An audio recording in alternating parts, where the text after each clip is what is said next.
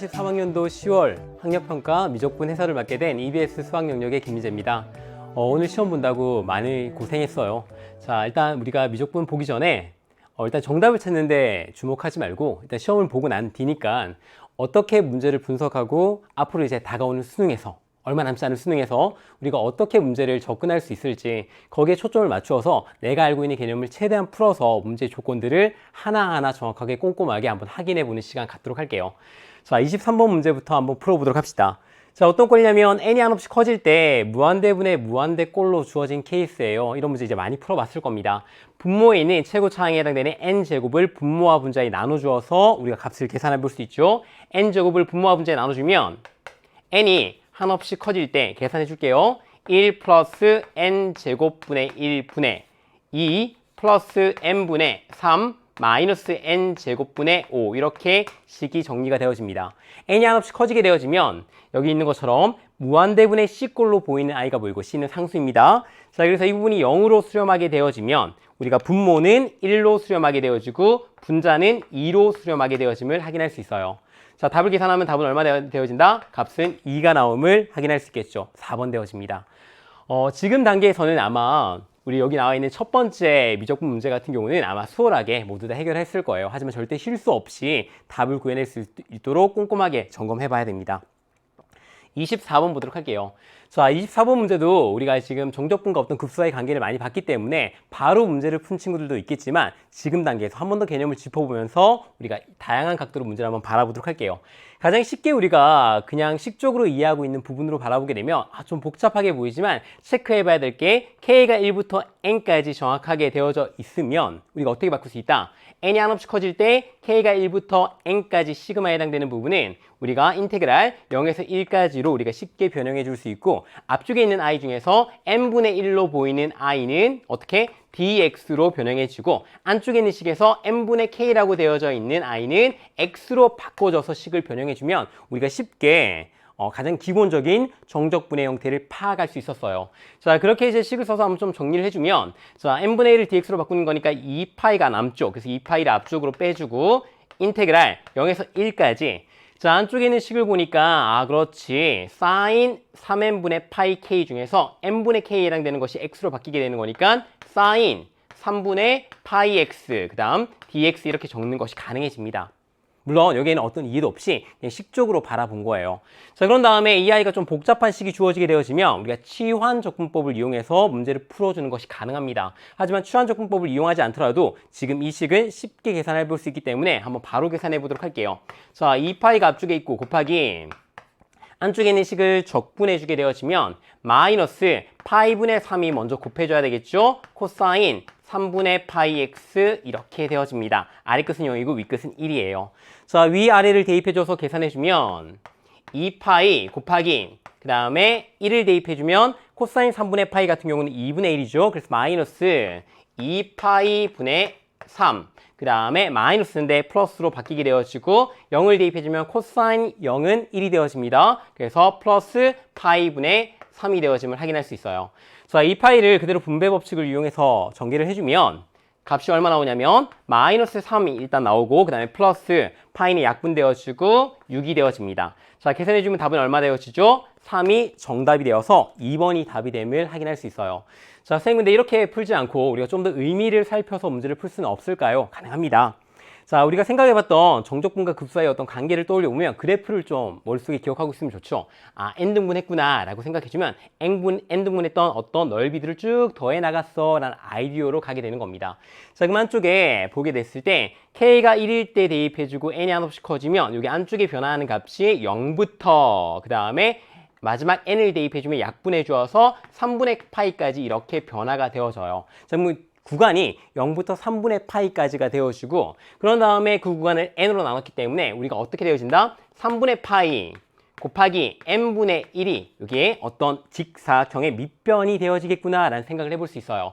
자, 그리고 안쪽에 변화하는 부분은 3분의 파이 곱하기 바로 3분의 파이 곱하기 n분의 k가 된 부분이 바로 x의 값이 되어지겠죠. 자, 그렇게 처리해주면 이 부분이 3n분의 파이가 되어져서 앞쪽에 있는 식을 만들려면 얼마 곱해주면 된다? 6을 곱해주면 되면 확인할 수 있어요. 자, 그럼 앞쪽에 6을 곱해주고 인테그랄 다음에 구간이 0부터 3분의 파이까지 안쪽에 있는 값이 그대로 변하게 되는 거니까 sin x, dx 이렇게 처리해 주는 것이 가능합니다. 정말 저 식이 나오나요, 쌤? 확인해 볼 수 있어요. 앞쪽에 구했던 저 하얀색 식에서 3분의 파이 x를 치환해 주게 되어지면 우리가 치환 적분법을 이용해서 식이 변형되어지고 이렇게 식이 변형되어짐을 볼 수가 있습니다. 자, 실제로 계산을 해보면 정말 똑같은 값이 나와요.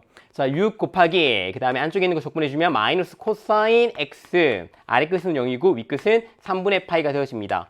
자, 윗끝 아래 끝 대입해서 계산해주면 6 곱하기 3분의 파이 넣어주면 마이너스 2분의 1, 그 다음에 플러스 1 되어짐을 확인할 수 있죠. 자, 이 값이 2분의 1인 거니까 6을 곱해주면 똑같이 3이 나옴을 볼 수가 있어요. 자, 이런 식으로 한 가지 방법만 기억하지 말고 내가 알고 있는 개념에서 어떤 식으로 식이 변형되어지는지 한번 좀 확인해 보는 게 좋아요. 왜냐면 이렇게 간단한 문제는 우리가 쉽게 생각해 볼 수 있지만 이런 똑같은 개념을 가지고도 충분히 어렵게 문제를 만들 수 있어요. 그런 것들도 맞춰야죠. 알겠죠? 이제 그렇게 확인해 보는 겁니다. 자, 25번 문제 보도록 할게요. 자, 25번 문제도 우리가 기본적으로 부피를 구하는 문제 쉽게 확인해 볼 수 있어요. 자, 다른 어떠한 조건, 복잡한 조건 없이 가장 기본적인 형태입니다. 자, 그리고 이렇게 잘랐을 때 모두 정사각형이 만들어진 거니까 정사각형에 해당되는 그렇지 넓이의 식을 구해내면 되겠다. 자, 그때 한 변의 길이에 해당되는 것이 정확하게 함수 값이 되어지는 거고 정사각형의 넓이는 이 변을 제곱한 것이 되어지는 거니까 넓이에 해당되는 함수가 x분의 4가 되어짐을 이렇게 확인해 볼 수 있어요. 자, 그리고 x가 1부터 4까지 이렇게 구해보는 거니까 인테그랄 1에서 4까지 안쪽이 넓이에 관한 식 x분의 4가 오게 되어지고 이 아이를 적분해주면 됩니다. 됐나요? 간단하지? 자, 이거 적분해주면 4, ln, 절대값 x가 되어지고 절대값 빼먹으면 안 됩니다. 자, 그리고 아래 끝이 1이고 윗끝이 4가 되어져요. 자, 윗끝 아래끝 대입한 다음에 빼주면 되겠죠? 계산해주면 4ln 4가 되어지죠. 절대값 4는 4이기 때문에 마이너스 1을 대입해주면 ln 1은 절대값 1은 ln 절대값 1은 ln 1이 되어지는 거니까 0이 되어집니다. 자, 0을 빼주면 되겠죠. 이렇게.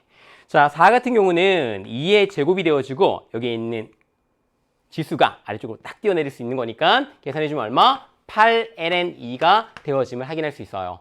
자, 정답은 8ln2가 되어지는 거니까 몇 번? 3번이 바로 답이 되게 되는 겁니다. 이 문제도 우리가 많이 연습을 통해서 확인해봤던 개념이에요. 아마 이 문제에서 조금 어렵게 주어지는 개념들도 문제들도 있었을 겁니다. 자, 그런 문제들하고 연결해 가면서 복습을 해주면 수능에서 이와 똑같은 개념이 다시 출제가 되더라도 충분히 자신 있게 문제를 풀어낼 수 있을 거예요. 자, 다음 문제 봅시다. 26번입니다. 자, 우리가 역함수를 활용하는 미분 문제는 좀 많이 어려운 감이 있었는데 지금 문제 점수가 3점인 걸 보고 또 그리고 주어진 함수도 우리가 쉽게 미분해 볼 수 있는 지수함수로 구성되어 있기 때문에 그렇게 어려운 문제가 아니겠다. 자신감 가지고 문제를 한번 접근해 볼게요. 자, 주어진 함수 fx가 미분 가능한 함수고 그럼 역함수 또한도 미분 가능한 함수가 되어지겠네. 그럼 이렇게 합성함수가 되어져 있더라도 충분히 미분한 도함수를 구할 수 있게 되어지고 그때 x는 0에서의 미분 개수를 일단 먼저 식적으로 찾아볼 수 있겠다. 자, 주어진 함수 먼저 미분해주면 g' 그 다음에 5 fx인데 x가 0일 때는 거니까 그대로 대입해주면 F0 이렇게 되어집니다. 그리고 곱하기 안쪽에 있는 함수 미분해서 곱해줘야 되는 거죠. 자, 그러면 5F' 그 다음에 X자리에 0을 대입해줘서 이렇게 값을 구해보는 것이 우리가 구하려고 하는 미분 계수가 되는 거죠. 자, 그럼 필요한 것이 누가 필요하냐면 F의 0값이랑 F' 0값이 일단 먼저 필요한 것 같아요. 자, fx 함수식은 알고 있는 거니까 그대로 x자리에 0을 대입하게 되어지면 f의 0값 구해볼 수 있습니다. 자, 0 대입하면 1 플러스 1 마이너스 1 되어집니다. 1 플러스 1 마이너스 1. 자, 소거되어지고 이 값 계산하면 1 나오게 되는 거죠. 자, f' 0 구하기 위해서는 f' x부터 먼저 구해봐야 되겠죠. 주어진 함수 미분해주면 2 곱하기 2의 2x 제곱 플러스 2의 x제곱 되어지죠. 자, 그리고 x자리에 0을 대입해주면 f' 0 값은 자, 0 대입해주면 2 플러스 1 되어서 그가 얼마 나온다? 3이 나옴을 이렇게 확인해 볼 수가 있어요. 됐나요? 자, 그럼 이제 우리가 구하려고 하는 값이 우리가 알고 있는 거 대입해주면 이렇게 되어집니다. g' 그 다음에 5 곱하기 1이 되어지는 거니까 g'5 곱하기 그 다음에 f' 0자리에다가 3을 대입해주면 5 곱하기 3, 15. 그래서 15를 이렇게 곱해놓은 값을 구하는 거죠. 자, 그럼 이제 뭘 구해야 되는 거예요? g'5를 구하면 되겠죠. 자, G'5 구할 때 우리가 G'X 자체를 구하는 그런 문제가 아니죠. 주어진 함수에서 역함수를 직접 구해서 미분하는 그런 문제가 아닙니다. 역함수의 미분법 이용해서 문제를 풀어낼 수 있겠죠. G'5라는 것은 어떻게 구할 수 있냐면, 그렇지, 역함수니까 역수 이렇게 기억해주면 좀 쉬워요. F', 여기 프라임을 딱 뺀 i를 여기 안쪽에 넣어주는 거죠. G5를 여기다 적어주고 분의 1로 통해서 계산할 수 있습니다. 자, 그럼 이제 F'X는 아까 구해놨던 거니까 G5의 값을 알아야지 뭔가 대입할 수 있겠죠. 그래서 우리는 G5의 값을 모르기 때문에 이 값을 어떻게 둔다? A라는 문자로 이렇게 잡을게요.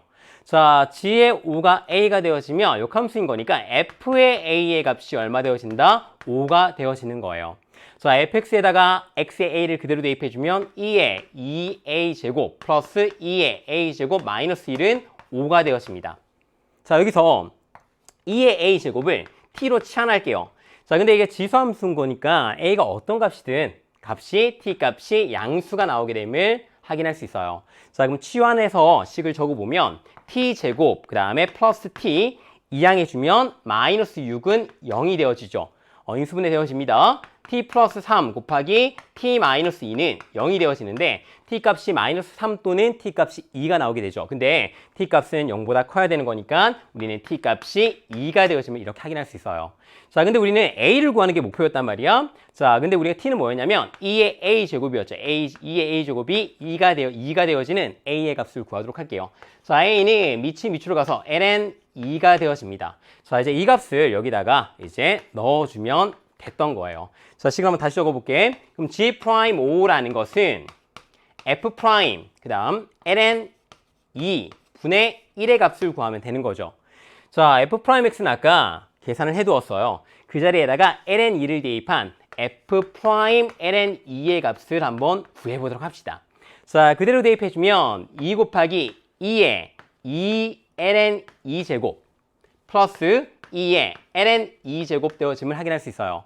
자, 이 계산 방법은 우리가 미적분 문제 풀면서 굉장히 많이 언급되어지기 때문에 반드시 기억을 해둬야 됩니다. 로그 우리가 수학 1에서 배웠을 때 로그의 성질 중에 하나였던 거예요. 자, 2가 이렇게 올라가면 여기에 있는 진수가 4가 되어집니다. 그리고 여기는 밑과 진수가 자리 바꿈할 수 있게 되어지죠. 그럼 쉽게 계산이 되어져요.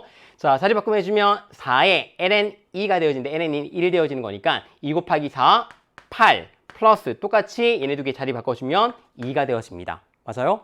자, 이 값은 그래서 10이 되어지겠죠. 그래서 우리가 구하려고 하는 G'5의 값이 10분의 1이 되어짐을 확인할 수 있어요. 자, 우리가 최종적으로 구하려고 하는 값은 뭐냐면 G'5에다가 10분의 1에다가 곱하기 얼마? 15를 한 값이었죠. 약분해주면 얼마 나온다? 2분의 3이 정답이 되어지는 거예요. 답은 그래서 2분의 3이 되어집니다. 쌤이 엄청 꼼꼼하게 문제를 풀어봤어요. 왜냐면 혹시나 이 문제를 틀려서 확인해보는 친구들은 어떻게 풀이 과정이 이어지는지 잘 모를 수 있기 때문에 그 친구들을 위해서 꼼꼼하게 했으니까 이런 기본적인 형태의 식의 흐름은 좀 기억을 해두면 우리가 다른 문제 풀 때도 충분히 잘 응용할 수가 있게 되어집니다. 자, 27번 보도록 할게요. 자, 27번 문제는 우리가 주어진 조건들을 좀 잘 봐야 돼요. 이 조건들을 얼마나 처음에 잘 해석하냐에 따라서 문제가 굉장히 쉬워질 수도 있고 조금 어렵게 복잡하게 바뀔 수도 있습니다. 자, 모든 항이 자연수인 등비수열이에요. 모든 항이 자연수가 되어진다. 아주 강력한 조건입니다. 그리고 등비수열이라고 말이 나와 있어요. 자, 그러면 이 A에는 일단 식을 한번 적어볼 수 있는데 등비수열이기 때문에 A1 곱하기 R의 공비 R의 n-1제곱 이렇게 식을 적어볼 수 있어요. 자, 근데 우리가 어떤 이런 등비급수 문제를 풀 때는 등비수를 적을 수 있어요. 등비급수 문제를 풀 때는 어떤 R의 n제곱 형태, 어떤 수의 n제곱 형태로 식 자체를 바꿔두는 것이 조금 더 편리할 때가 많이 있어요. 그래서 이 아이는 R분의 A1 곱하기 R의 n제곱 이렇게 한번 적어보도록 합시다. 근데 쌤, R이 0이면 어떻게 돼요? R이 0일 가능성은 없죠. 왜냐면 R이 0이 되어져 버리면 모든 항이 자연수가 될 수가 없어요. 그렇죠? 그러면 첫째 항은 당연히 A1은 자연수라고 했으니까 0보다 크겠네요. 맞아요. 자, 그리고 R 자체도 음수일 수 없는 것이 R이 음수가 되어지면 모든 항이 또 자연수가 될 수 없겠죠? 그래서 R도, 공비도 0보다 큰 값이 나와집니다. 자, 그리고 또 하나 더 해볼게요. R이 양의 실수인데 R 자체가 무리수가 될 수는 없어요. 무리수가 되어지면 저 모든 항이 자연수라는데 쉽게 모순됨이 바로 보입니다. 맞죠?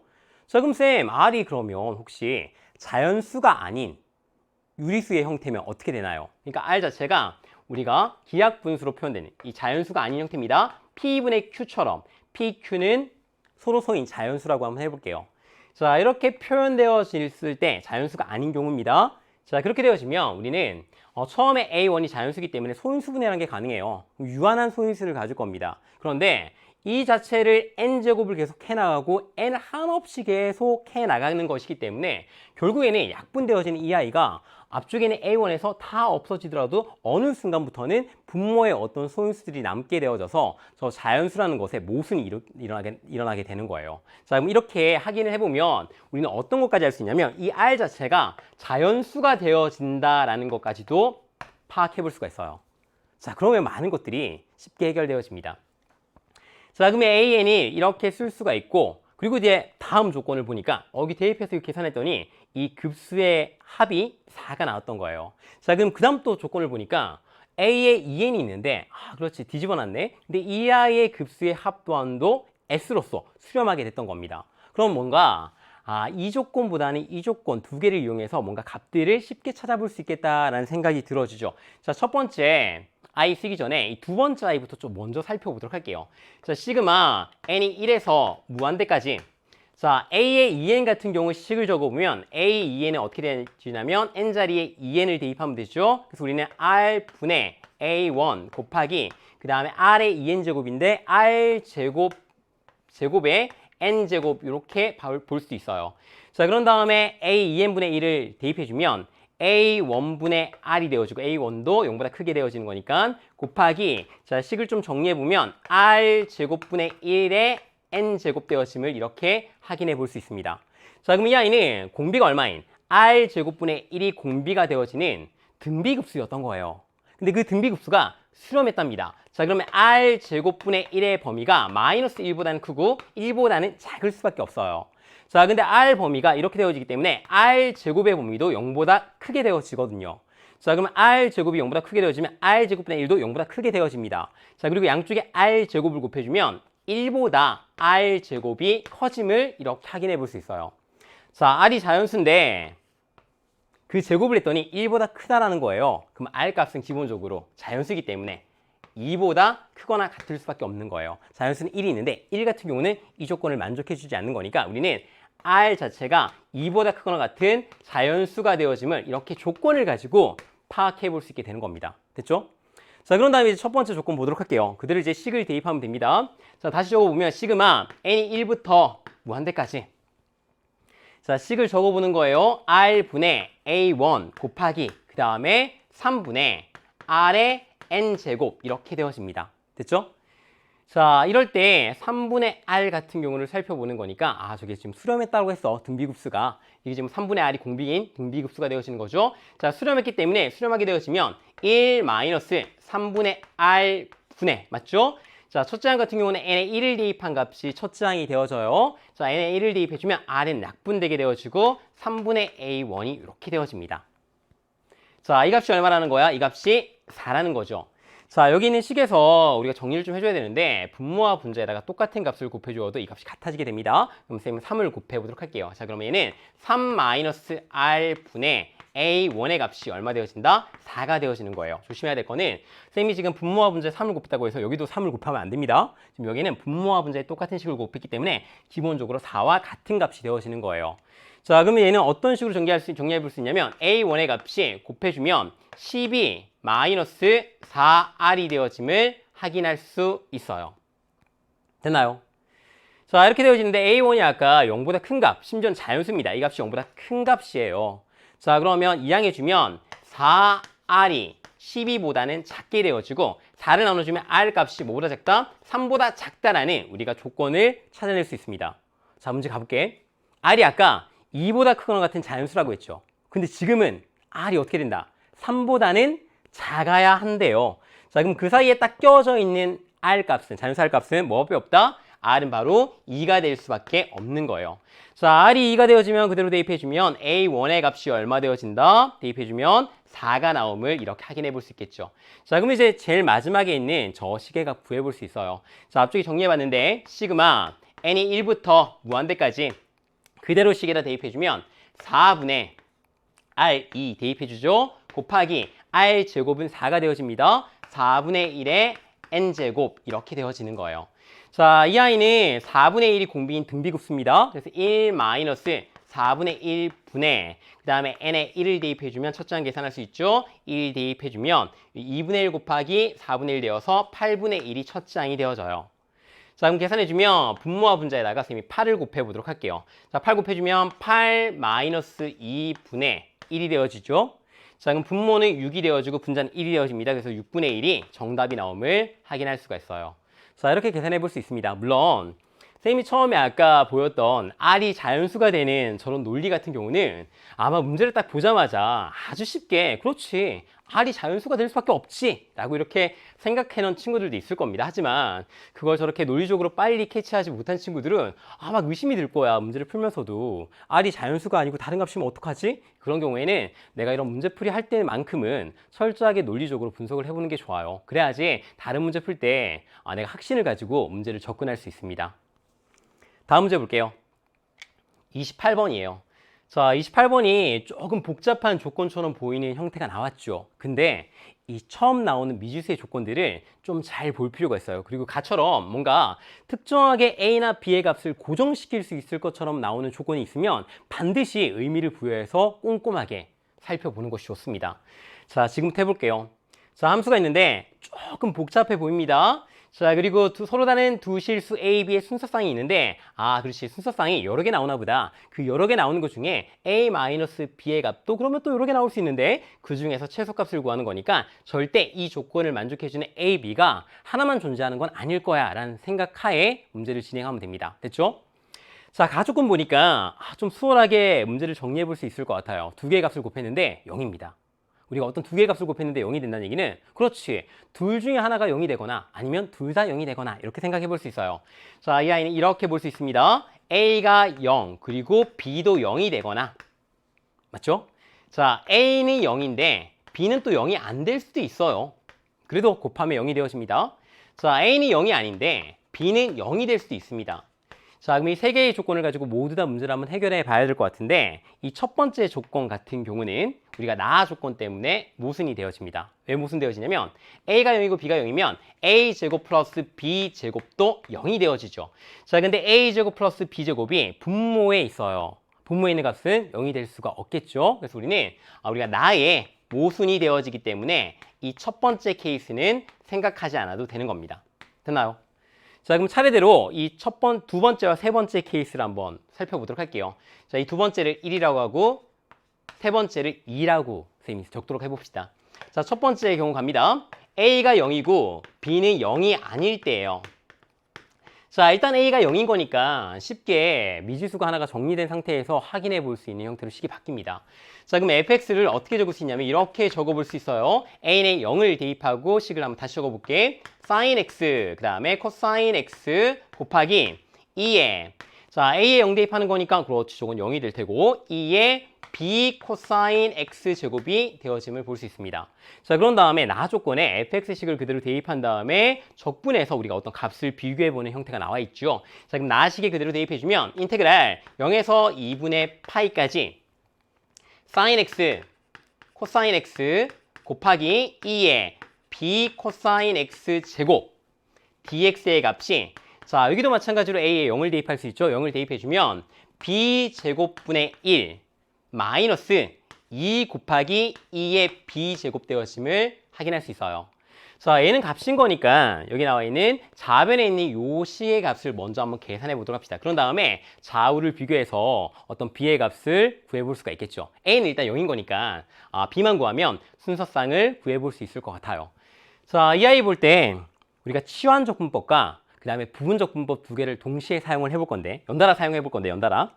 자, 여기 보니까 좀 복잡해 보이는 식이 있죠. 자, 지수함수에서 이 지수 부분의 식이 복잡할 때는 보통 치환적분법을 이용하는 경우가 많이 있습니다. 그리고 치환적분법은 여기 복잡해 보이는 식이 다시 한번 곱해져 있거나 혹은 아니면 이 아이를 미분한 도함수의 형태가 곱해져 있을 때 치환적분법을 이용해 주면 좋아요. 딱 그게 눈에 보이죠. 코사인 미분하면 부호가 물론 마이너스 부호가 붙긴 하지만 sin x라는 게 생기고 이 코사인 x도 여기 한번 넣어 나오게 되어지는 거니까 치환 적분법을 이용하기에 아주 적합한 구조가 되어지는구나 라고 볼 수 있어요. 자, 그러면 b 코사인 x를 t라고 이렇게 치환해 보도록 합시다. 자, 치환하는 방법은 여러 가지가 있어요. 쌤은 이 아이를 통째로 다 치환하는 게 좀 더 편했어요. 지금까지 문제 풀 때. 우리 친구들은 다른 형태로 치환을 하더라도 결과는 똑같이 나올 겁니다. 자, 이 아이를 양변을 x로 미분하게 되어지면 마이너스 b sin x dt dx가 되어지죠. 자, 그리고 이제 여기 코사인 x 대신에도 이제 t라는 문자로 된 식을 넣어줘야 되기 때문에 코사인 x 대신에는 b를 나눠주면 b분의 t를 이렇게 대입할 수 있어요. b는 0이 아니기 때문에 나눌 수 있습니다. 자, 그리고 sin x 자리에도 우리가 대입해 줄 때 이 마이너스 b를 나눈 형태의 식을 대입할 수 있겠죠. 자, 그럼 이제 좌변만 한번 정리해서 선생님이 여기다가 한번 적어 보도록 할게요. 자, 그럼 인테그랄 아래 끝 0 치환했으니까 x 자리에 0 대입해야 됩니다. 코사인 0의 값은 b가 되어지는 거죠. 그래서 아래 끝은 b로 치환되게 되어지고 2분의 파이를 대입해주면 그 값이 0이 되어집니다. 맞죠? 자, 그런 다음에 우리가 정리해주면 마이너스 b제곱분의 1, 그 다음에 곱하기 뒤쪽에 나와 있는 식을 쭉 적어보면 t가 되어집니다. 왜냐면 코사인 x 대신에 대입했기 때문에 그래요. 자, 그런 다음에 2의 t제곱 dt 이렇게 식이 정리되어짐을 우리가 확인해 볼 수가 있어요. 됐나요?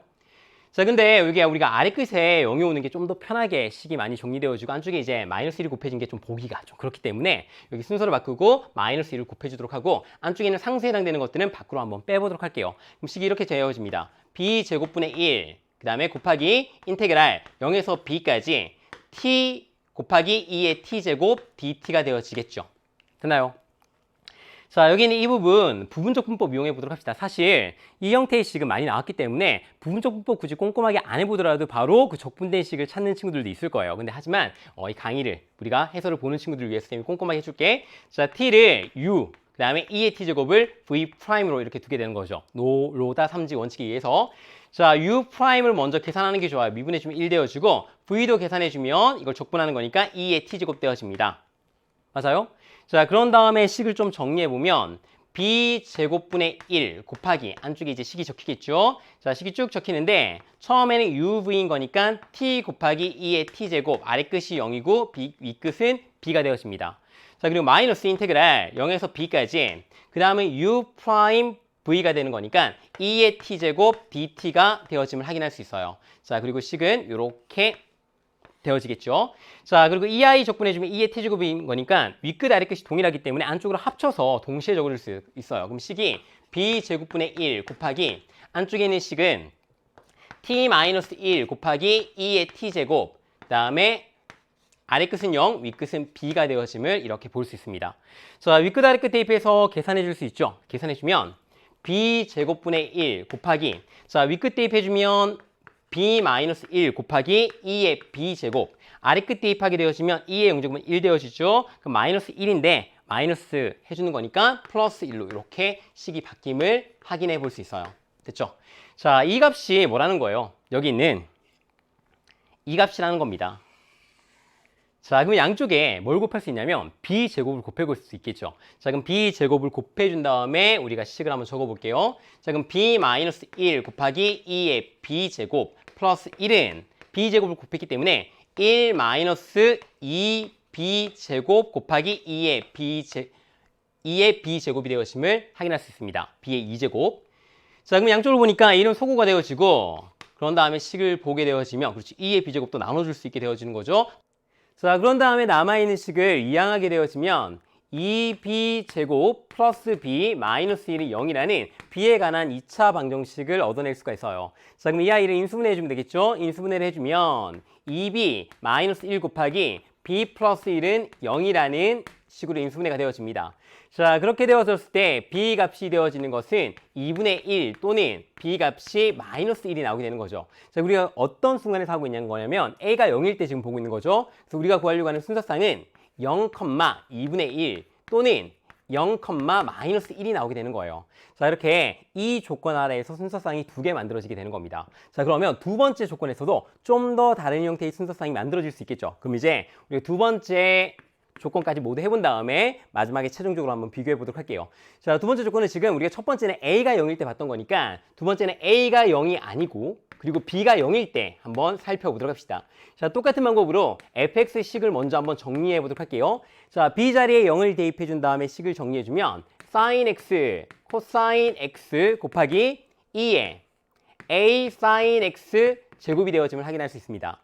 자, 주어진 fx식을 나 조건에 한번 대입해 보도록 할게요. 자, 그럼 인테그랄 0에서 2분의 파이까지 식을 그대로 대입해 주는 거니까 sin x, cosine x 곱하기 2의 a sin x dx가 되어지고, 자, 우변에 있는 식도 우리가 정리되어지겠죠? b 자리에 0을 대입하면 됩니다. 자, 그럼 a 제곱분의 1 곱하기 a 제곱분의 1 마이너스 2에 2 곱하기 2의 a 제곱 되어짐을 확인할 수 있어요.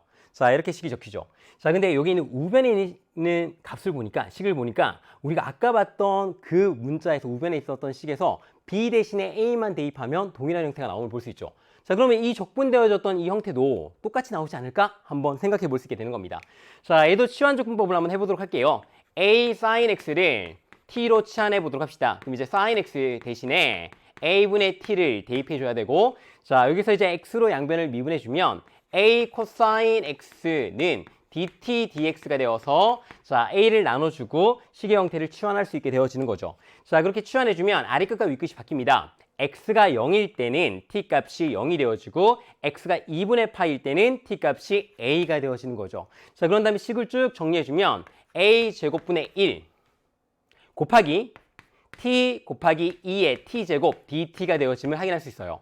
자, 놀랍게도 아까 구해놨던 그 식과 동일한 형태가 나옵니다. 정확하게 b라는 문자 대신에 a라는 문자를 집어넣으면 동일하게 나오죠. 자, 그러면 주어진 식을 쭉 적분하더라도 동일한 형태로 식이 전개가 될 겁니다. 자, 그리고 우변도 b 대신에 a라는 문자를 넣으면 동일하게 나오기 때문에 우리가 마지막에 나왔던 저 2차 방정식 형태가 b라는 문자 대신에 a라는 문자가 쓰이면서 다시 한번 등장해 주겠구나라는 것을 쉽게 유추할 수 있게 되는 거예요. 자, 좀 의심되는 친구들은 한 번쯤 계산을 해보면 동일한 형태의 구조가 반복된다는 것을 확인해 볼 수 있을 겁니다. 자, 그렇게 확인해 보면 좀 더 쉽게 파악했으면 2 곱하기 a 제곱 플러스 a 마이너스 1은 0이라는 2차 방정식을 얻어낼 수 있게 되어지고, 똑같이 인수분해가 될 테니까 2a 플러스 1, 2a 마이너스 1 곱하기 a 플러스 1은 0이 되어집니다. 자, 그러면 a의 값이 2분의 1 또는 a의 값이 마이너스 1이 나와지겠죠. 자, 그럼 순서쌍이 어떻게 되어지냐면 a를 구한 거니까 2분의 1,0 또는 마이너스 1,0이라고 순서쌍이 나오게 되는 거예요. 자, 이제 a, b에 관련된 순서쌍을 다 구해봤던 거니까 a 마이너스 b의 값을 한번 구해보도록 합시다.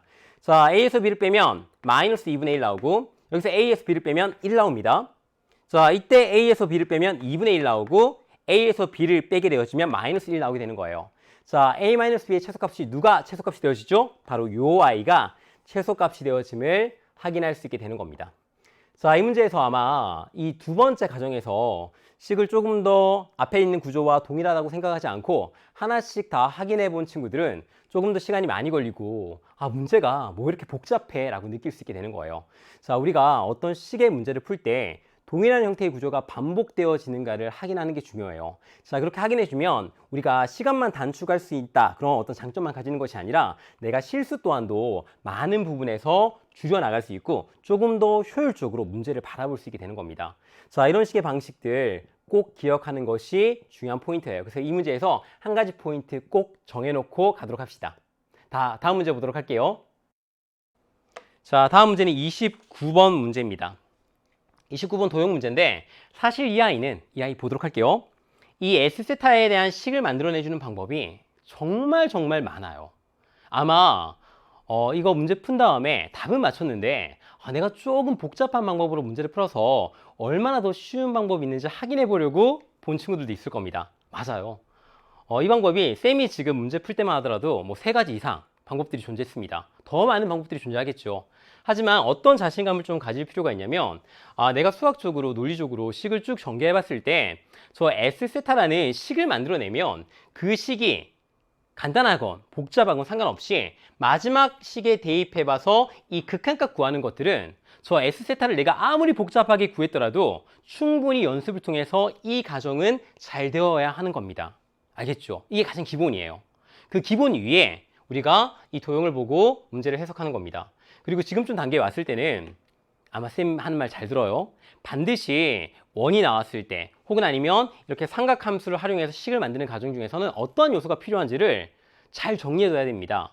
어떤 문제 풀 때는 문제가 풀려서 잘 나오는데 지금 다른 문제를 풀 때는 내가 어떻게 전개해야 되는지 모르는 친구들은 그런 과정들이 안 되어 있는 거예요. 그럼 지금 오늘 한번 해주도록 할게요.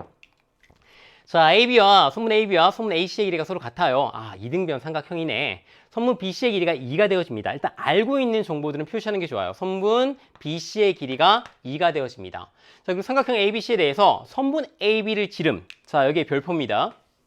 선분 AB가 지름이라는 사실이 너무나 중요한 포인트예요. 왜냐면 원이 있을 때 지름이 주어졌다는 얘기는 그 지름을 가지고 원 위에 있는 점과 이렇게 연결하게 되어지면 무슨 삼각형? 직각삼각형이 나온다는 사실을 우리가 확인해 볼 수 있기 때문입니다. 우리가 이렇게 각을 이용해서 어떤 선분의 길이를 표시할 때는 직각삼각형을 만들어내는 것이 문제의 거의 핵심 포인트가 될 때가 많이 있어요. 그래서 이 지름이라는 사실이 너무나 중요하고 이 포인트가 눈에 보여야 되는 겁니다. 자, 선분 AB가 지름이기 때문에 아 그렇네. 그럼 원이 있는 점들이 이런 점이 있는 겁니다. 그냥 넘기면 안 돼요. 이 두 개 점이 있는데 이 두 개의 점하고 나머지 점들을 연결해 봐야 되는 겁니다. 그런 보조선을 그려볼 수 있어야 돼요. 자, 그럼 쌤이 이렇게 연결할 거고 또 이렇게 하나 연결한 쌤만의 보조선을 그릴 겁니다. 자, 그러면 각이 어떻게 되어지냐면 그렇지, 이게 지금 지름이기 때문에 여기가 90도 맞죠? 중심각과 원주각의 관계에 의해서 여기를 똑같이 어떻게 90도가 되어짐을 확인할 수 있어요. 그리고 또 놀라운 사실은 이등변 삼각형인데 여기 있는 위에 있는 점에서 아래에 있는 변에 수선의 발을 내리게 되어지면 이등변 삼각형의 성질 때문에 정확하게 여기에 있는 것을 수직 이등분하게 되어짐을 확인할 수 있습니다. 자, 그래서 우리는 이 점이 정확하게 점 A에서 수선의 발을 내린 점이라는 사실도 알게 되어지는 거예요. 자, 그럼 이만큼의 길이가 얼마 되어질까? 반인 거니까 1이 되어지는 거예요. 자, 그리고 이 같은 경우는 우리가 선분 AB의 중점, 지름의 중점이기 때문에 뭐가 되어진다? 원의 중심이 되어진다는 사실을 파악할 수 있어요. 자, 원의 중심은 왜 중요하냐면 원의 중심으로부터 원이 있는 점까지 연결한 것은 뭐가 되어진다? 반지름이 되어지는 거예요. 자, 그러면 여기에 있는 선분 AE와 선분 BE와 선분 DE는 모두 반지름이 되어지는 겁니다. 그럼 길이가 어떻게 될까? 같아야 되겠죠. 이런 것들을 체크해보는 것이 문제를 풀기 전에 가장 기본적으로 해야 되는 일인 거예요. 이런 것들을 어떤 문제에선 하다가 다른 문제에선 못하고 이러면 안 돼요. 내 머릿속에서 이 과정이 항상 정리가 되어져 있어야 되는 겁니다. 알겠죠? 자, 이렇게 여러 개의 조건들을 추가하다 보면은 우리가 어떤 식으로든 식을 만들 수가 있어요. 어떤 식으로든. 알겠죠? 자, 그럼 쌤이 우리 친구들이 놀라울 정도로 제일 간단한 식의 형태를 먼저 보여주고 조금 더 다른 형태의 식들도 한번 살펴봐 주도록 할게요. 자, 쌤 그러면 이런 길이 같은 것들을 모두 표시했어요. 자, 그 다음 표시해야 될 거는 각입니다. 자, 우리가 이렇게 각 BAC를 세타라고 놓습니다. 자, 그런데 지금 이렇게 위에 있는 각을 2등분하기도 한 거니까 여기에 있는 이만큼의 각은 2분의 세타가 될 거고 여기에 있는 이 각도 2분의 세타가 될 겁니다. 자, 그리고 놀라운 사실 하나 좀 보여줄게요. 자, 지금 이게 반지름과 반지름이기 때문에 여기에 있는 삼각형 AED가 정확하게 이등변 삼각형이 되어집니다. 자, 그러면 이 세타가 밑각으로서 여기에 있는 이 각과 동일해짐을 확인할 수가 있어요. 됐나요? 자, 이렇게 볼 수 있습니다. 자, 지금부터 갈게요. 자, 여기가 세타가 되어지면 여기 있는 각은 평각에다가 세타를 뺀 거기 때문에 파이 마이너스 세타가 되어짐을 볼 수 있어요. 자, 여기 있는 끼인 각을 알았기 때문에 지금 여기 나와 있는 선분 DE의 길이와 선분 CD의 길이를 우리가 어떻게든 식으로 만들 수 있다면 저 넓이에 관한 식을 아주 손쉽게 찾을 수 있게 되는 거예요. 자, 지금부터 봅시다. 자, 여기가 지금 2분의 세타이기 때문에 이 길이가 1이에요. 직각삼각형입니다. 자, 그러면 사인 2분의 세타라는 건 이렇게 만들어지기 때문에 선분 AB에 해당되는 길이가 어떻게 나오냐면 사인 2분의 세타 분의 1이 되어짐을 확인할 수 있어요.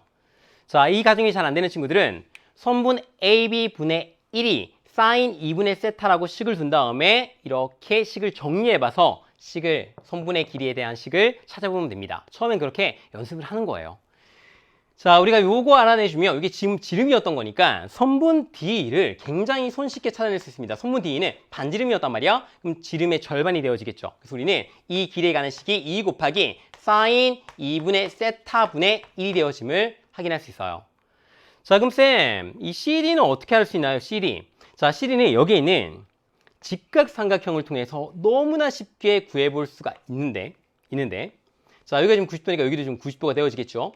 자, 이 변의 길이가 지금 2이기 때문에 여기는 각만 우리가 세팅을 해주면 될 것 같단 말이에요. 각을 봤는데 보세요. 자, 얘는 지금 공유하고 있고 공통으로 가지고 있고 여기 지금 90도가 되어지는 거니까 얘도 지금 직각삼각형이고 얘도 직각삼각형인 겁니다. 그럼 얘와 얘를 더했을 때 이것과 이것을 더했을 때 값이 얼마? 2분의 파이가 되어야 되겠죠. 그럼 얘는 근데 공통인 거니까 똑같이 2분의 세타의 각이 여기에 있는 각이랑 동일함을 우리가 확인해 볼 수가 있어요. 물론 이 아이는 이등변 삼각형의 밑각을 가지고도 계산할 수 있습니다. 하지만 쌤이 이렇게 한번 확인해 봤어요. 자, 그러면 여기가 지금 2분의 세타였기 때문에 우리가 선분 CD의 길이를 아주 쉽게 둘 수 있어요. 어떻게 둘 수 있다? 사인 통해서 만들어지는 건데 사인 2분의 세타가 2분의 선분 CD가 되어지는 거죠. 그래서 우리는 2 사인 2분의 세타가 되어집니다.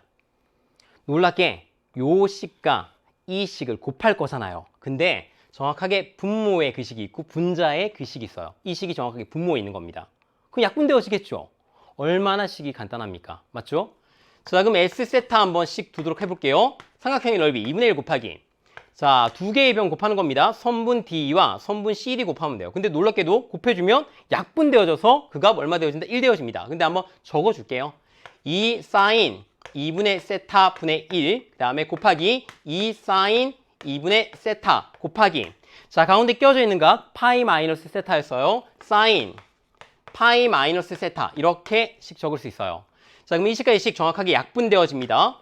자, 그리고 사인 파이 마이너스 세타는 우리가 수원에서 어떤 삼각함수의 변형 배웠죠? 식변형 배웠기 때문에 이 식은 사인 세타와 같아짐을 확인할 수 있습니다.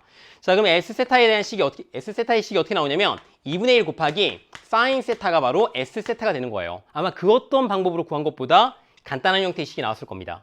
자, 이 식 마지막에 대입하게 되어지는데 마지막 대입할 때 앞쪽에 뭐 60 곱한 거 말고 뒤쪽에 있는 극한값부터 먼저 계산해 보도록 할게요. 세타가 0보다 큰 쪽으로 한없이 가까이 갈 때 세타분의 2분의 1 곱하기 사인 세타가 되어지는 거예요. 자, 세타분의 사인 세타가 0으로 한없이 가까이 0보다 큰 쪽으로 한없이 가까이 가게 되어지면 그 극한값이 얼마 되어진다? 1이 되어지죠. 그래서 이 아이의 극한값은 얼마? 2분의 1이 나오게 되는 겁니다. 그럼 최종적으로 답은 60에다가 2분의 1을 곱한 거기 때문에 얼마? 30 이렇게 정답 나오는 거예요. 아마 놀란 친구도 많을 겁니다. 선생님 이렇게 마지막 S세타에 관한 식이 이렇게 쉽게 나옵니까? 맞아, 이렇게 쉽게 나옵니다. 쌤이 지금 활용했던 바는 아마 두 개의 직각삼각형을 활용했기 때문에 더 쉽게 만들 수 있었을 거예요. 아마 처음에 이 두 개의 직각삼각형을 발견하지 못했으면 조금 더 복잡한 식이 만들어졌을 겁니다. 그 복잡한 식 한번 보여주도록 할게요. 자, 선분 CD를 이렇게 간단하게 구하지 않고 조금 더 복잡하게도 구해볼 수 있는 방법이 있어요. 어떻게 구할 수 있냐면 자, 그렇지. D를 이렇게 알아냈고 이 지름에 해당되는 선분 AB의 길이가 저렇게 되어지는 거니까 우리가 이만큼의 길이도 똑같겠네. 길이 값이. 그래서 사인 2분의 세타분의 1 되어집니다.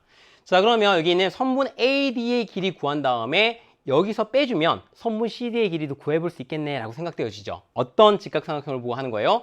여기 있는 이 직각삼각형이 지금 눈에 들어왔던 겁니다. 왜냐면 여기 있는 식을 잡았기 때문에. 자, 얘는 코사인 세타를 가지고 만들어지는 거죠. 그래서 우리는 이 길이의 식이 어떻게 나오냐면 사인 2분의 세타 분의 코사인 세타가 되어지는 거예요. 이거 잘 안 되는 친구들은 선분 AB 분의 선분 AD가 코사인 세타이다라고 식을 둔 다음에 식을 정리해보면 이렇게 나와집니다. 이런 것들은 연습 많이 해봐야 돼요. 자, 그러면 이만큼의 길이에다가 이거 빼는 거니까 선분 CD의 길이가 또 다른 식의 형태로 보임을 볼 수 있어요. 자, 분모가 동일한 식인 거니까 사인 2분의 세타 분의 여기에다 이거 빼는 거니까 1 마이너스 코사인 세타 오는 겁니다.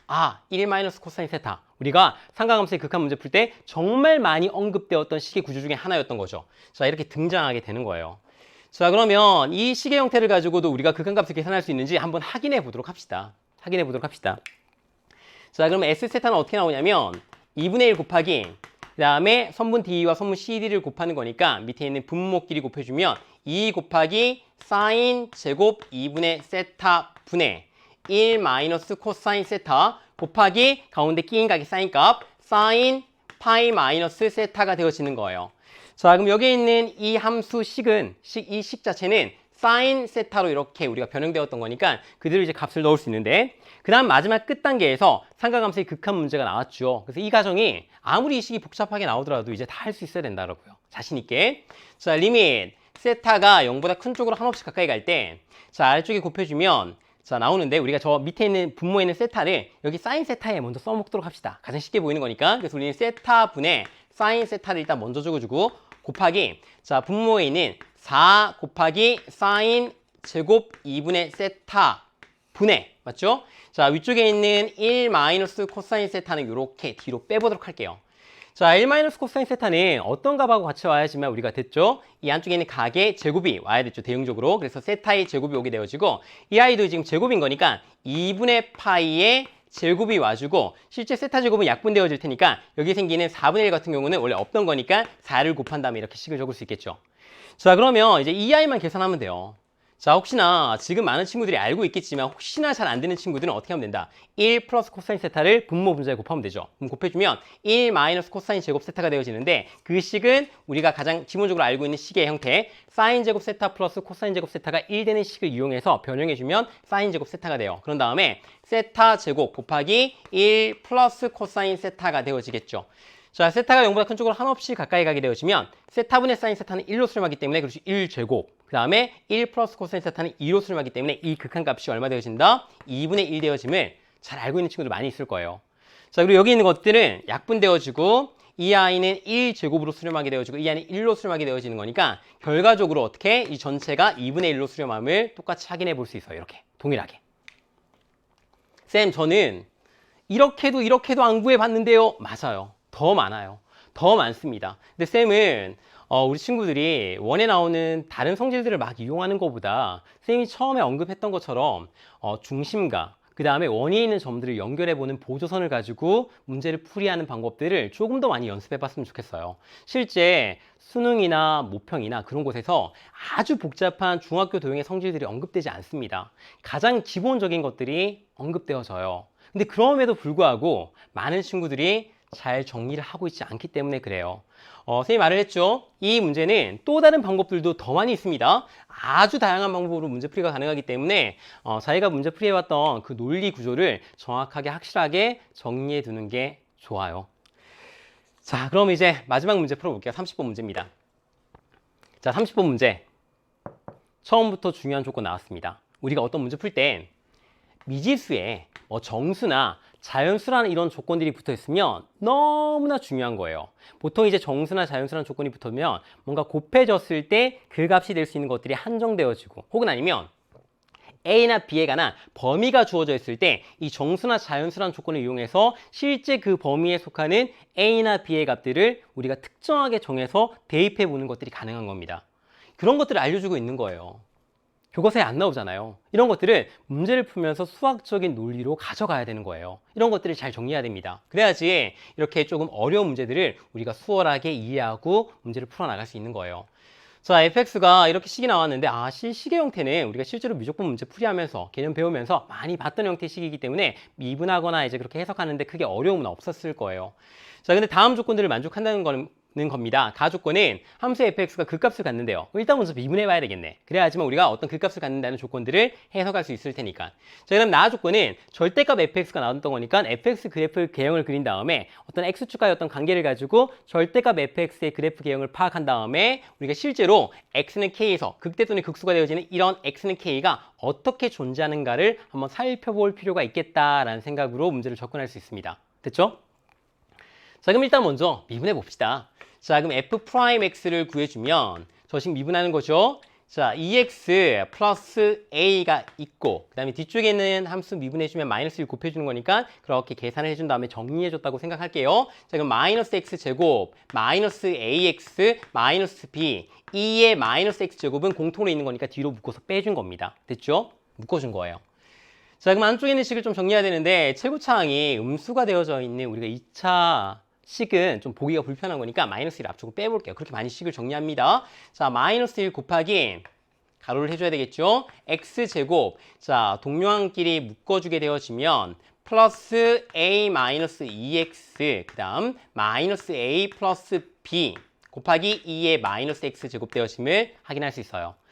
자, 우리가 어떤 극대나 극소를 파악할 때, 그냥 극값을 파악할 때는, 극대나 극소를 파악할 때는 이 f'x의 부호가 굉장히 중요했었죠. 근데 우리가 2의 마이너스 x 제곱 같은 경우는 어떤 x를 대입하더라도 그 값이 항상 0보다 큰 값이 나옵니다. 그러니까 전체적인 부호에 큰 영향을 결정할 수 없는 거예요. 누가 결정한다? 앞쪽에 곱해져 있는 이 2차 함수가 저 f'x의 어떤 부호에 영향을 끼치게 되는 겁니다. 됐죠?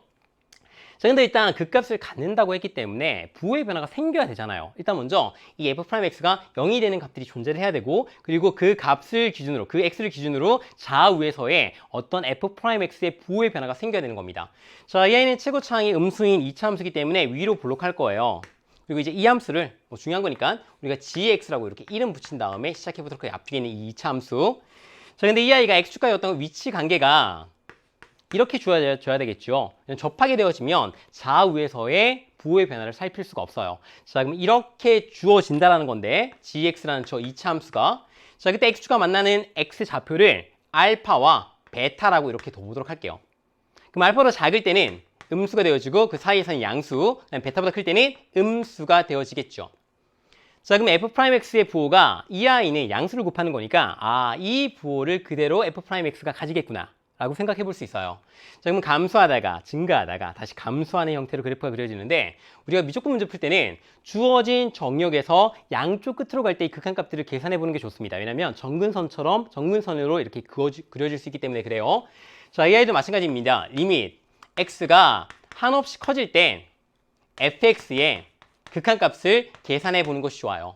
자, 근데 가보면 보통 이런 경우에는 수능 같은 경우는 많이 이게 단이라고 해서 그 극한값을 언급하는 경우가 많이 있어요. 하지만 이 아이는 우리가 자주 다뤘던 함수이기 때문에 약간 빠져 있는 것 같아요. 자, 실제로 구해보면 리밋 x가 한없이 커질 때 fx의 극한값을 구해보게 되어지면 2의 마이너스 x 제곱은 2의 x 제곱분의 x 제곱 플러스 ax 플러스 b가 되어집니다. 근데 x가 한없이 커질 때 지수함수가 다항함수보다는 훨씬 더 빠르게 무한대로 발산하죠. 그래서 우리 이 아이는 그렇지 0으로 수렴하겠구나라는 것을 쉽게 파악해 볼 수 있어요. 자, 그리고 리밋 x가 마이너스 무한대로 갈 때 fx의 극한값을 한번 보도록 할게요.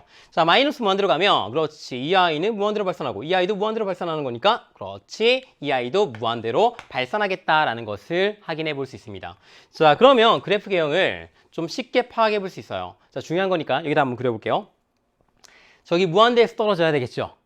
계속 감소해야 됩니다. 감소하다가 우리가 증가해야 되는데 이게 x축 밑으로 내려갈지 안 내려갈지 지금 파악할 수가 없어요. 그리고 x가 한없이 커질 때는 우리가 0으로 수렴했기 때문에 뭔가 x축이 정근선이 되어진단 말이에요. 그래서 우리는 그렇지 저 아이를 그릴 때 그냥 무작정 그리는 것이 아니라 x축을 기준으로 그리는 것이 좋겠구나라고 생각해 볼 수 있어요. 자, 그럼 이제 무한대에서 떨어져야 됩니다. 감소하다가 그 다음에 극소값이 되었다가 증가해야 되겠죠. 증가하다가 그 다음에 극대가 되었다가 맞죠? 그 다음에 감소하면서 x축이 점근선이 되려면 이렇게 그래프 개형이 그려질 수밖에 없어요. 얘가 바로 fx가 되어지는 겁니다. 근데 쌤, 처음에 이렇게 쭉 내려올 때 x축 아래까지 굳이 내려갈 필요 있나요? 그렇죠. 세 가지 경우가 가능할 것 같아요. 바로 이런 경우입니다. 쭉 내려오다가 저렇게 밑으로 끝까지 안 내려갈 수 있어요. 그렇지, 이렇게 접하면서 이렇게 올라가 볼 수 있겠죠. 그 다음에는 똑같이 그려지는 겁니다. 그 다음에 굳이 이렇게 x축에 접하지 않고 위쪽에서 이렇게 그려지는 경우도 가능하잖아요, 쌤. 맞아요. 이렇게 세 가지 경우가 가능합니다. 됐죠? 그래서 우리는 이 세 가지 경우를 한번 확인해 볼 거예요. 자, 얘를 첫 번째, 얘를 두 번째, 얘를 세 번째라고 두고 식을 확인해 볼 겁니다. 됐죠? 자, 첫 번째부터 볼게요. 자, 첫 번째는 이렇게 떨어졌는데 fx입니다. fx가 x축과 만나는 아이가 없어요. 그 말은 근이 fx는 0으로 하는 이 방정식의 근이 없다라는 거예요. 자, fx식 가볼게요. 다시 적어볼게요, 여기. fx는 x제곱 플러스 ax 플러스 b 곱하기 2의 마이너스 x제곱인데, 자, 이 아이가 0이 되는 근을 찾는 건데 빨간색 첫 번째 아이 같은 경우는 근이 없어요. x축과 만나는 점이 없기 때문에. 맞죠? 자, 근데 2의 마이너스 x제곱 같은 경우는 그 값이 항상 0보다 큰 값입니다. 그러면 이게 0이 되려면 여기서 이제 근이란 것이 존재를 해줘야 되겠죠. 맞아요? 자, 그럼 이 식을 보면 x제곱 플러스 ax 플러스 b 이 2차 방정식이 근이 어떻게 되냐에 따라서 그래프 개형이 그려진다는 것을 파악할 수 있게 되는 겁니다. 됐죠? 자, 그럼 이렇게 아이디어를 정리해봤으니까 천천히 한번 가보도록 할게요. 자, 우리가 절대값 fx를 봐야 되는 거예요. 절대값 fx. 절대값 fx의 그래프를 봐야 되는 건데 첫 번째 케이스 같은 경우는 x축 안에 있는 걸 접어 올리려고 하더라도 x축 안에 없어요. 그러니까 우리는 절대값 fx는 그냥 그대로 그래프가 그려지겠죠. 자, 그때 x는 k에서 극대 또는 극수가 돼야 되는 건데 당연히 이 지점이 바로 x는 알파가 되는 극소일 때죠. 여기 있는 이 지점이 x는 베타인 경우입니다. 자, 그럼 극대 또는 극소가 되는 k 값이 알파, 베타밖에 없어요. 어디? 첫 번째 빨간색 형태의 그래프 개형에서는. 맞죠? 자, 그러면 그것들을 더한 것이 알파 플러스 베타를 더한 값이 되는 겁니다. 이 값이 얼마다? 3이라는 거예요. 3이라는 거. 근데 이 아이는 어디서 나온 거냐면 가볼게. 여기 gx가 뭐가 되는? gx가 0이 되어지는 그때의 근이었단 말이에요. 근데 우리가 굳이 마이너스 1 둘 필요 없죠. 양쪽에 마이너스 1 곱하면 실제 어떤 2차 방정식의 근인 거냐면 x제곱 플러스 a-2x-a 플러스 b는 0. 이 2차 방정식의 근이 바로 알파, 베타였던 겁니다. 이 2차 방정식이 서로 다른 두 개의 근을 가져야지만 우리가 가 조건을 만족했던 거예요. 됐나요? 자, 그러면 그때 두 근이 알파, 베타였던 거니까 근과 계수의 관계에 의해서 알파 플러스 베타의 값은 마이너스 a 플러스 2가 되어지겠네. 근과 계수의 관계에 의해서. 근데 이 값이 얼마라는 거야? 3이라는 거예요. 자, 그럼 a의 값 구하면 얼마 되어진다? 마이너스 1이라는 겁니다. a의 값이 마이너스 1이래요. 구했네요. 자, 마이너스 1 그대로 대입해주면 자, x제곱 마이너스 1 대입하는 겁니다. 마이너스 3x 플러스 1 플러스 b는 0이 되어지고 우리가 알파, 베타라는 근이 존재했던 거니까 근과 계수의 관계, 알파, 베타라는 게 존재했던 거니까 판별식에 의해서 우리가 2차 방정식 판별식 두 개 쓸 거기 때문에 얘를 d1이라고 할게요. 이 판별식의 값이 뭐가 돼야 되냐면 0보다 큰 값이 나와야 되겠죠. 두 개의 근이 생겼던 거니까. 서로 다른 두 개의 근이 생겼던 거니까. 자, 판별식 d1은 9, 마이너스 4, 마이너스 4b의 값이 0보다 커야 되는 겁니다. 자, 그럼 이항해주면 5보다 4b가 작으면 돼요. 그 말은 b 값은 4로 나눠주면 4분의 5보다는 작다는 거예요. 선생님이 아까 처음에 언급했죠. 자, b가 정수란 조건이 주는 이유가 정수죠. 정수란 조건이 주는 이유가 뭐냐면 어떤 범위를 구해주면 그때의 b가 특정 지어질 거란 사실을 언급했습니다. 좋은 거예요. 자, 그리고 이제 1번 조건은 처음에 있는 i가 이 2차 방정식이 근을 가지면 안 되는 거죠. 왜냐면 x축과의 교점이 없는 거니까. 그래서 우리는 처음에는 이 2차 방정식의 판별식을 d2라고 할게요. 자, 그럼 d2는 a제곱 마이너스 4b가 되어지죠. 근데 a 값이 뭐라는 거야? 마이너스 1인 거죠. 지금 첫 번째 유형만 하고 있는 겁니다. a 자리에 마이너스 1 대입해주면 1 마이너스 4b가 되어집니다. 자, 이 값이 어떻게? 0보다 작아야 돼요. 왜냐면 근이 없어야 되는 거니까. 실근이 존재하지 않아야 되는 거니까. 근이 없다고 말하면 안 되겠지만 실근이 존재하지 않기 때문에 그래요. 자, 그럼 이제 이항해 준 다음에 1보다 4b가 크면 됩니다. 그럼 4로 나눠주면 b 값은 4분의 1보다 크면 되는 거예요. 자, 이 조건을 동시에 만족을 해야 되는 거죠. 자, 그럼 b의 값이라는 것은 4분의 1보다는 크고 4분의 5보다는 작은 정수라는 거예요. 자, 이 사이의 범위에 있는 정수는 좋네요. b 값은 딱 하나 있습니다. 뭐? 1밖에 없죠. b 값은 1이 되는 거예요. 자, 이렇게 부등식이 주어졌을 때 저 정수라는 조건 때문에 특정 지어지게 되는 겁니다. 자, 첫 번째 경우를 풀어봤더니 a의 값이 마이너스 1 나왔고 b 값이 1 나왔어요. 자, 그럼 처음 주어져 있던 fx의 함수식을 완벽하게 알고 있는 거나 마찬가지죠. 그럼 문제 마지막에 여기에 이제 10을 대입하는 거란 말이야? 그럼 값 구했겠네. 혹시나 만약 문제에서 저 p의 값이 최대값이나 최소값 구해봐 라고 했다면 당연히 다른 조건의 형태에서도 답이 존재했겠네. 그래서 우리는 그런 값들을 확인해봐서 실제 p 중에서 어떤 게 정답일지를 골라야 되는데 지금 문제에서 그냥 p의 값을 구해봐 라고 했단 말이야. 맞죠? 그리고 문제의 조건에서도 어떤 모순 없이 식을 정리해봤어요. 그러면 이제 이 아이가 정답이 될 거라는 것을 확신할 수 있게 되어지는 겁니다. 물론 실제 시험이었다면 이렇게 문제를 풀고 끝냈겠죠. 하지만 지금 무슨 시간이에요? 우리가 오늘 시험을 해설하는 시간인 거죠. 그래서 우리 친구들이 마지막 단계까지도 왜 2번과 3번일 때는 안 될까 정확하게 파악할 수 있어야 돼요. 이 문제 풀었다고 수능에도 똑같이 문제가 나오는 게 아니잖아요. 맞죠? 동일한 형태의 개념이지만 조금 다르게 나올 수 있잖아요. 그때는 2번과 3번이 언급될 수도 있어요. 그렇기 때문에 반드시 확인을 해봐야 되는 겁니다. 됐죠? 어찌되었든 첫 번째 건 확보했습니다. 자, 두 번째 거 보도록 할게요. 자, 두 번째 노란색 형태로 그래프 개형이 그려지면 다 똑같습니다. 왜냐면 우리가 알파, 베타가 이렇게 노랗게 그려지더라도 절대값 fx라면 올릴 수 있는 게 없어요. 그럼 그대로 그래프 개형되어지고 극대와 극소가 되어지는 k라는 것은 알파, 베타밖에 없기 때문에 그래프에서 알파 플러스 베타의 값이 3이 되어지고 그대로 똑같이 식을 정리해주면 a의 값은 마이너스 1이 나올 수밖에 없어요. 자, 그리고 b의 범위도 살펴보더라도 동일하게 우리가 앞쪽에 있는 여기 있는 식에서 나올 수 있는 어떤 b의 범위가 하나 나오게 되어집니다. 다만 차이점은 뭐냐면 D1 같은 경우는 동일할 테고 D2에서 차이가 나게 되는 겁니다. 왜냐면 노란색 형태로 그래프가 그려지면 fx가 x축과 만나는 교점이 하나 생기게 되는 거죠. 바로 한 실근을 갖게 되는 거예요. 그러니까 중근을 갖게 되는 겁니다. 누가? 저기 나와 있던 x제곱, 우리가 봤던 x제곱 플러스 ax 플러스 b는 0이라는 저 2차 방정식이 이 D2에 해당되는 판별식이 0이 되게 되는 거예요. 자, 그럼 이 D2에 해당되는 판별식이 1-4b가 되어지고 이 값이 0이 되게 되는 겁니다. fx의 어떤 fx의 식의 x축과의 교점이 한 개 존재를 했기 때문에. 자, 그럼 b 값이 어떻게 되어지냐면 이항해주고 나눠주게 되면 4분의 1로 이렇게 주어져요. 근데 우리가 b가 정수라고 했는데 4분의 1이 나왔던 거니까 이게 모순되게 되는 겁니다. 그래서 이 아이는 답이 될 수가 없게 되는 거예요, 구조적으로. 자, 세 번째 거 확인해 볼게요.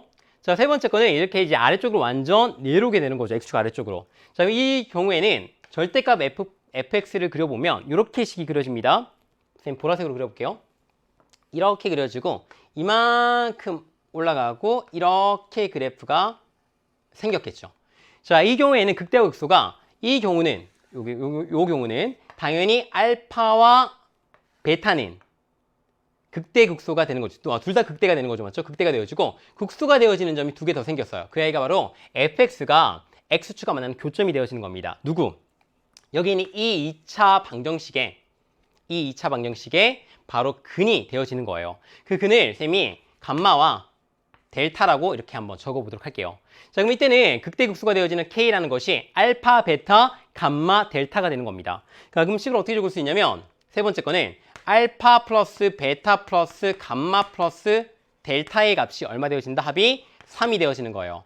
자, 근데 알파 플러스 베타 같은 경우는 앞에서 구해놨던 것과 동일하기 때문에 마이너스 A 플러스 2가 되어집니다. 자, 근데 여기서 중요한 포인트가 감마 플러스 델타 같은 경우는 여기 있는 이 2차 방정식의 근이기 때문에 근과 계수의 관계에 의해서 감마 플러스 델타의 값이 얼마 되어진다? 마이너스 A가 되는 거예요. 그래서 마이너스 A를 더해주게 되어지는 겁니다. 마이너스 A 해주면 되겠죠.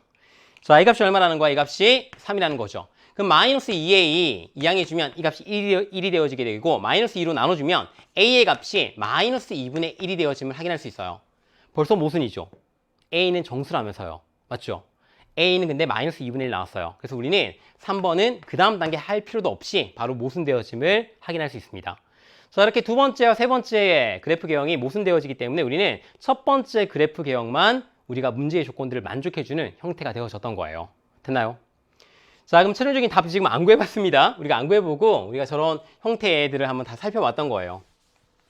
자, A는 마이너스 1이고 B는 1이 되었습니다. 그럼 fx식 이제 완벽하게 이제 정리해 보도록 할게요. 자, 문제 나와 있는 조건들을 모두 만족해주는 fx의 식은 A 자리에 1, A 자리에 마이너스 1, B 자리에 1을 대입하면 돼요. x제곱 마이너스 x 플러스 1 곱하기 2의 마이너스 x 제곱이 되어집니다.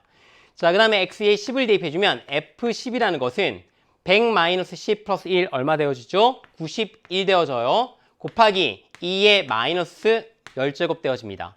자, 문제는 이 값이 뭐라 했냐면 p 곱하기 2의 마이너스 10제곱 되어진다고 했기 때문에 이 아이 나눠주게 되어지면 우리가 구하려고 하는 p값 얼마 되어진다? p값은 91이 나옴을 확인해 볼 수 있겠죠. 그 정답은 얼마? 91이 정답이 되어집니다. 자, 이런 식의 형태로 문제 구조를 바라볼 수 있어요. 쌤이 처음에 문제를 언급했죠. 처음에 나오는 두 정수라는 저 말이 그냥 넘겨서는 안 된다. 지금 단계에서는. 저 자연수라고 언급될 때도 많이 있어요. 크게 두 가지 형태라 그랬죠. 어떤 두 개의 값을 곱했을 때 그 값이 정수 또는 자연수가 나오게 되어지면 그 두 개를 곱해서 나올 수 있는 정수나 자연수는 우리가 조합들이 제한되기 때문에 그렇게 수를 나눠서 문제 푸는 경우도 있고, 또 문제의 조건들을 쭉 풀다 보면 어떤 부등식이 만들어져서 실제 그 부등식 사이에 만족해주는 정수가 제한되어져서 그런 아이들을 가지고 문제를 풀이하는 경우도 생길 수 있다고 했습니다. 자, 이렇게 문제 풀이 해주면 오늘 아마 알차게 시험 풀이 듣게 되었을 거예요. 쌤이 9월 모평 때도 말을 했는데 날씨가 점점 추워질 걸 했죠. 정말 거짓말처럼 수능이 다가오니까 날이 추워지고 있어요. 실제로 이제 올해 마지막 형태의 우리가 모의고사를 봤던 건데 지금 오늘 나왔던 문제들 좋은 문제들 많았던 것 같아요. 이 문제들 잘 정리해서 내가 수능 때는 진짜 1년 동안 힘들게 고생해왔던 것들 아낌없이 쏟아부어서 좋은 결과 있기를 그렇게 응원하도록 할게요. 자, 그럼 쌤은 여러분들을 응원하면서 이 자리에서 기다리고 있겠습니다. 그럼 안녕!